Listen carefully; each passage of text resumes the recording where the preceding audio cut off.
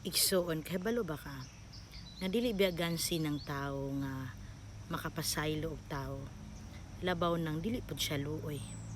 Kay balo ka kinsa ang luoy, katong tao nga dili makapasaylo, katong tao nga dili gid mo dawat nga may kasipyatan siya, kana may luoy kaayo nga tao. Dili luoy ang taong walay kwarta.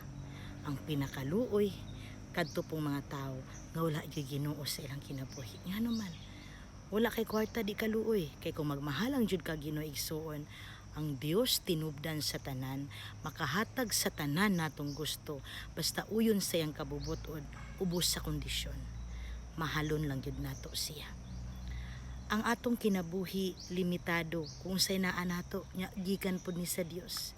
Pero ang Ginoo na gani mo lihok sa kinabuhi sa tao, nako, everything mahimo sa Dios, basta uyon lang gyud kung unsa iyang ihatag nga panalangin ug grasya sa imong kinabuhi.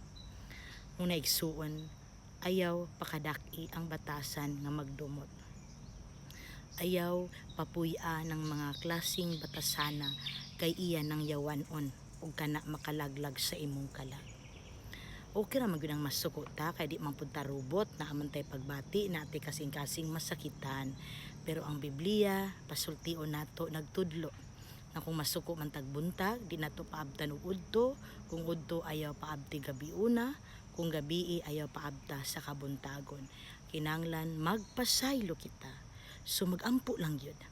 Kay diya sa pagampo mahil hikapon sa Dios atong kasing-kasing, manduan ang atong hunahuna aron mobati ta og kaluoy ug gugma sa atong isigkatao. So kung di ta magampo, unsaon man pagtabang sa Dios? Ampo ang puhunan. Ang pagampo karong panahon na pinakalig-on ug gamhanan, unang ayaw ibaliwala sa imong kinabuhi. God bless.